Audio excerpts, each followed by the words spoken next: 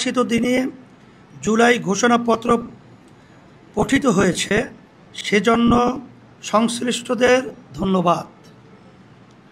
তবে জুলাই ঘোষণাপত্রে ৭১ ও ৭৫ 7 নভেম্বর ও ৯০-এর আন্দোলনসহ দীর্ঘ আন্দোলন সংগ্রামের কথা উল্লেখ করা হলেও আমাদের স্বাধীনতার প্রথম অধ্যায়ে ৪৭ এবং পতিত ফ্যাসিস্ট আমলের সবচেয়ে নির্মম হত্যাকাণ্ড শাপলা হত্যাকাণ্ড, পিলখানা হত্যাকাণ্ড ও আলেম ওলামাদের প্রতি নির্যাতন নিপীড়নের কথা উল্লেখ না করে ইতিহাসের তাৎপর্যপূর্ণ অংশ এড়িয়ে যাওয়া হয়েছে।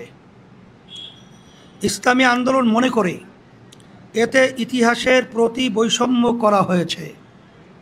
প্রিয় সাংবাদিক বন্ধুগণ, ঘোষণাপত্রে বিভিন্ন ধারায় হাসিনা ও আওয়ামী অপকর্মের উল্লেখ আছে। ১৭তম ধারায় জুলাই অভ্যুত্থানে অংশগ্রহণকারীদের উল্লেখ আছে, কিন্তু কোথাও ফ্যাসিবাদের দোসর রাজনৈতিক, সামাজিক, বুদ্ধিবৃত্তিক ও সাংস্কৃতিক শক্তির উল্লেখ নাই। ইসলামী আন্দোলন মনে করে এটা ফ্যাসিবাদের পুনর্বাসনের পথ খুলে দিবে। প্রিয় সাংবাদিক বন্ধুগণ,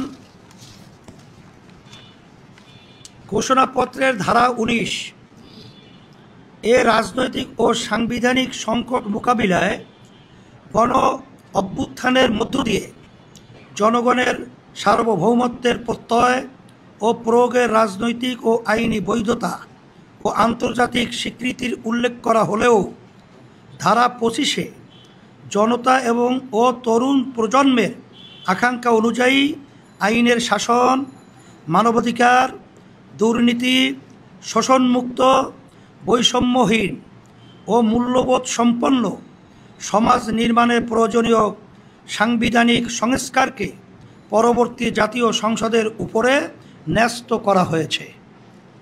ইসলামী আন্দোলন বাংলাদেশ মনে করে এর মাধ্যমে গণ অভ্যুত্থানের মর্যাদা ও সার্বভৌমত্বকে অস্বীকার করা হয়েছে। একই সাথে ধারা ২৭-এ জুলাই অভ্যুত্থানের রাষ্ট্রীয় সাংবিধানিক স্বীকৃতিকে উপযুক্ত শব্দ প্রয়োগের মাধ্যমে আপেক্ষিক করে পরবর্তী সরকারের উপরে ন্যস্ত করে অনিশ্চয়তায় ফেলে দেওয়া হয়েছে। প্রিয় সাংবাদিক বন্ধুগণ, গতকাল সন্ধ্যায় প্রধান উপদেষ্টা জাতির উদ্দেশ্যে ভাষণ দিয়েছেন। তার ভাষণ সুলিখিত এবং তার পাঠ আবেগ মিশ্রিত। ভাষণে সরকারের নানা সাফল্যের কথা এসেছে এবং আগামী ফেব্রুয়ারি ২৬-এ নির্বাচন আয়োজনের ঘোষণা এসেছে। এখানে আমাদের পর্যবেক্ষণ হলো, জুলাই সনদ এখনও না হওয়া আমাদেরকে সংস্কার নিয়ে অনিশ্চয়তায় নিক্ষেপ করেছে। গণ অভ্যুত্থানের ১ বছর অতিক্রান্ত হয়ে গেছে, নির্বাচনের আনুষ্ঠানিক যাত্রাও শুরু হয়েছে। তিনিও বারংবার বলছেন ফেব্রুয়ারি দূরে নয়, কিন্তু সংস্কারের প্রতিশ্রুতি সম্বলিত জুলাই সনদ এখনও হয়নি। সংস্কারের রূপরেখা নিয়ে সিদ্ধান্ত হয় নাই। জনতার প্রত্যাশা অনুসারে সংস্কারকে স্থায়ী করার ব্যবস্থা না নিয়ে এখন তক সংস্কারকে পরবর্তী সরকারের উপরে ন্যস্ত রেখে পুরো সংস্কার কার্যক্রমকে অনিশ্চিত করে রাখা হয়েছে।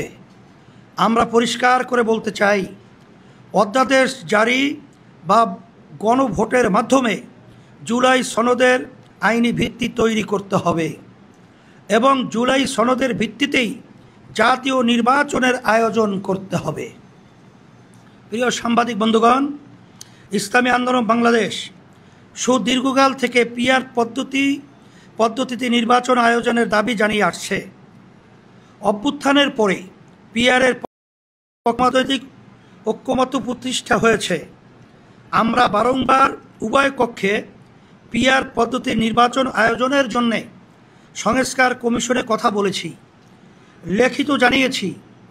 এর যৌক্তিক প্রতিক্রিয়া হওয়া উচিত ছিল পিআর নিয়ে সংস্কার কমিশনে এজেন্ডা রাখা, কিন্তু ঐকমত্য কমিশনে আমাদের বারংবার প্রচেষ্টা সত্ত্বেও নিম্নকক্ষে পিআর নিয়ে কোনো এজেন্ডাই রাখা হয় নাই। আমরা এর তীব্র নিন্দা ও ক্ষোভ জানাচ্ছি।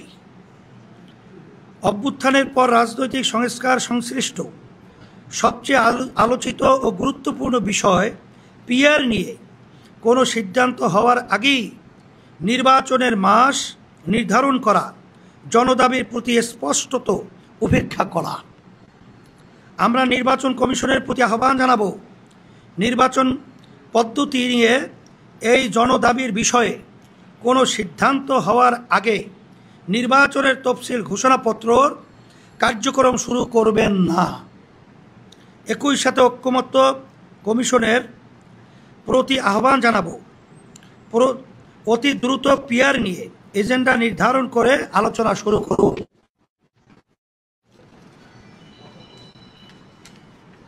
প্রিয় সাংবাদিক বন্ধুগণ, সংসদের উচ্চ কক্ষে পিআর পদ্ধতিতে নির্বাচনের সিদ্ধান্ত হয়েছে, কিন্তু উচ্চকক্ষের ভোট গ্রহণ কিভাবে হবে এবং উচ্চকক্ষের ক্ষমতা, কার্যপরিধি ও মর্যাদা কি হবে তা নিয়ে বিস্তারিত কোনো সিদ্ধান্ত হয় নাই। নির্বাচনের আগে এইসব বিষয়ে স্পষ্ট সিদ্ধান্ত হতে হবে। প্রিয় সাংবাদিক বন্ধুগণ, প্রধান উপদেষ্টা স্মরণীয় নির্বাচন আয়োজন করতে চাইছেন, তার ইচ্ছাকে সাধুবাদ জানাই, কিন্তু আইন শৃঙ্খলা পরিস্থিতি, আইন শৃঙ্খলা বাহিনীর নিরপেক্ষতা, সক্রিয়তা নিয়ে দেশের কেউই আশ্বস্ত হতে পারছে না। আগামী ফেব্রুয়ারির আগে এর সমাধান হবে তেমন আশা করার যৌক্তিক কারণ এখনও দেখা যাচ্ছে না। আমরা মনে করি দেশের আইন শৃঙ্খলা উন্নতি না হলে আগামী নির্বাচনও কলঙ্কিত হতে পারে। লেভেল প্লেয়িং ফিল্ড তৈরি না হলে নির্বাচনে অংশগ্রহণ করা আমাদের জন্যে কঠিন হবে। তাই বলবো, আইন শৃঙ্খলা পরিস্থিতি উন্নতির জন্য জনপ্রশাসন থেকে ফ্যাসিস্টদের অবশিষ্টাংশের ব্যাপারে দ্রুততার সাথে সিদ্ধান্ত নিন। দল নিরপেক্ষ পেশাদার জনপ্রশাসন গড়ে তুলতে কার্যক্রম জোরালো করুন।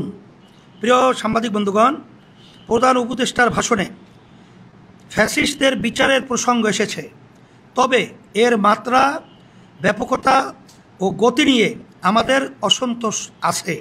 সেটা জানিয়ে বিচার কার্যক্রমের পরিধি আরও বিস্তৃতি করে এর গতি বৃদ্ধি করার আহ্বান জানাচ্ছি। প্রিয় সাংবাদিক বন্ধুগণ, প্রধান উপদেষ্টা অনেক সাফল্যের কথা বলেছেন, তবে আইন শৃঙ্খলা নিয়ে জনমনে উদ্বেগ, উৎকণ্ঠার বাস্তবতা স্বীকার করতেই হবে। পাচারকৃত টাকা উদ্ধার এখনও দৃশ্যমান হয় নাই। কর্মসংস্থানে আশা জাগানিয়া কিছু এখনও দেখা যাচ্ছে না। দ্রব্যমূল্য নিয়ে জনতার কষ্ট এখনও বিদ্যমান। এসব বিষয়ে আরও মনোযোগী হওয়ার আহ্বান করব। আগামী ইসলামী আন্দোলন বাংলাদেশ ইতিবাচক রাজনীতি করে আমরা সব সময় সম্ভাবনাকে বড় করে দেখি। আমরা নির্বাচনমুখী দল, নির্বাচনের জন্য আমাদের প্রস্তুতিও চলমান। আমরা আশা করি সরকার আমাদের উদ্বেগ, আকাঙ্ক্ষা ও প্রত্যাশাকে আমলে নিয়ে দ্রুত সিদ্ধান্ত নেবে। জুলাই সনদ দ্রুত আলোর মুখ দেখবে। পিআর নিয়ে একটি যৌক্তিক সমাধান হবে। আইন শৃঙ্খলা পরিস্থিতির উন্নতির মাধ্যমে প্রত্যাশা মাফিক আগামী নির্বাচন অনুষ্ঠিত হবে। জুলাই অভ্যুত্থান সার্থকতা পাবে ইনশাআল্লাহ। আপনাদের সকলকে ধন্যবাদ। এই বক্তব্যের আলোকে যদি আপনাদের কোনো প্রশ্ন থাকে করতে পারেন, আমি আছেন, আগামী আছেন। প্রশ্ন হলো, আপনারা জামাত সহ এনসিপি রাজনৈতিক দলগুলো বারবারই পিআরের কথা বলে আসছে। এই পিআর পদ্ধতি এখনো বাস্তবায়ন হবে কিনা সেটি এখন নির্বাচন কমিশনের পক্ষ থেকে দাঁড়ায়নি। অন্যদিকে বিএনপি বড় রাজনৈতিক দল হিসেবে তারাও এটি সম্পূর্ণ সে জায়গায় যদি পিআর পদ্ধতি বাস্তবায়ন না হলে আপনারা নির্বাচনে আসলে যাবে কি যাবে না, সেটা তো আমরা পরিষ্কারভাবে বলেছি। লেভেল প্লেয়িং ফিল্ড, এখন পর্যন্ত সকলের কাছে পরিষ্কার তৈরি হয় নাই। আর বিগত 53 বছরে যে পদ্ধতিতে নির্বাচন হয়েছে জাতীয়, সেই নির্বাচন প্রশ্নবিদ্ধ। সেখানে দিনের ভোট রাতে আমরা বাক্স ঢুকাবার প্রবণতা আমাদের দেশে রয়েছে। এক কথায় সে নির্বাচনগুলো প্রশ্নবিদ্ধ। আমরা চাইছি যে এমন একটা নির্বাচন পদ্ধতি হোক, যে নির্বাচন পদ্ধতির মাধ্যমে প্রতিটা ভোটারের মূল্যায়ন হবে, জাতীয় সরকার তৈরি হবে। ফ্যাসিস্ট সরকার তারা এককভাবে ক্ষমতায় যাওয়ার একটা আশা, বিভিন্ন তাদের কার্যক্রম চালচলন কথা আমরা লক্ষ্য করেছি।